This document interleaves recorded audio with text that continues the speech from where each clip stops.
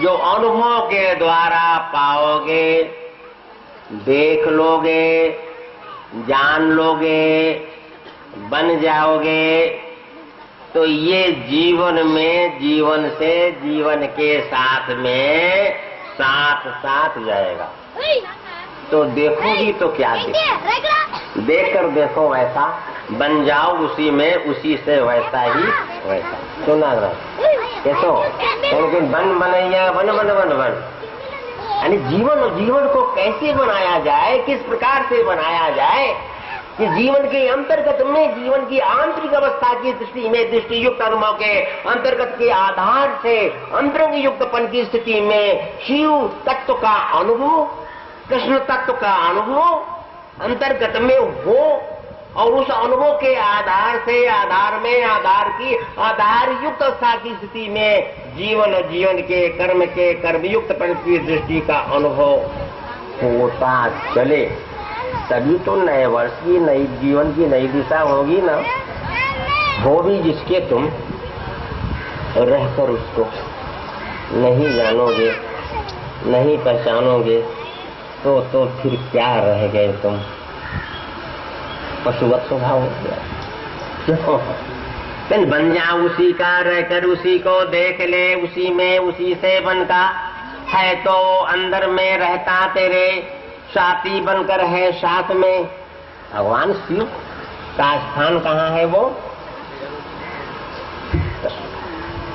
अंतर्भाव की स्थिति से स्थित होकर, अंतर्भाव की दृष्टि के दृष्टि युक्तपन की स्थिति से स्थित होकर, अंतर्गत भावना के दिव्य प्रेम की प्रेम युक्त अवस्था की स्थिति से स्थित होकर, अंतर्गत भाव के दिव्य प्रेम की प्रेम युक्त अवस्था की स्थिति के अंतर्गत में स्थित होकर के, जब तद स्थिति के अंतर्गत से स्थित होकर किया जाता है, तो उस अनुभव में अनुभव की अनुभवी स्थिति का अनुभवीकरण जो होता है,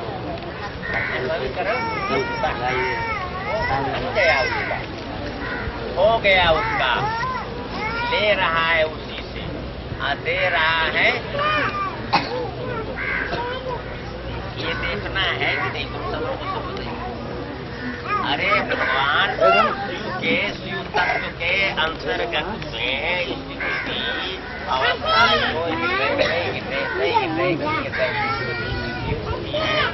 जो बच्चा ये जीवन का जीवन का, और इसी को देखने के बाद फिर कुछ देखना भी श्रेष्ठ नहीं रहे।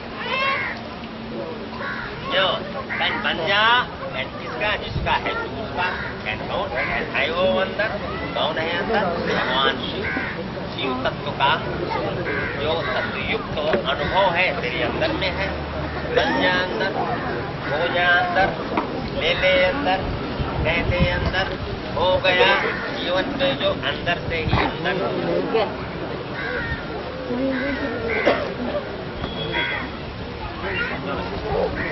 ये कर्म क्षेत्र में कर्म को करना है, कर्म तो छूटेगा नहीं, जो कर्म तो छूटेगा नहीं, कर्म क्षेत्र में कर्म को करना है, और कर्म को करते हुए कर्म के बंधन से मुक्त होना है। कैसे होगा? फिर वो तो इसमें बनकर क्यों नहीं रहते हो, देखो ना है वो बंधन, बन जा उसी का, बनकर उसी में तू करके करेगा, उसी से उसी का तो कर्म का बंधन तेरा नहीं होगा।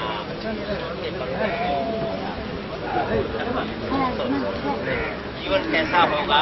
जैसे जल है और जल में कमल है, और कमल के जगत की आसन उस शिव तत्व की आसन हो गई। ओम सबाब महाराज की బాబా చెప్తున్నాడు.